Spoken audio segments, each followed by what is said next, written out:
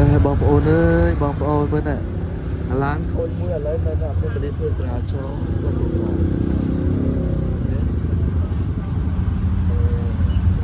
ស្រាចោទៅនៅឯ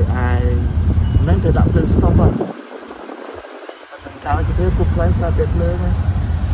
ហើយទៅផ្លូវធំទៅយើងរៀបចំអត់ទាន់ហើយ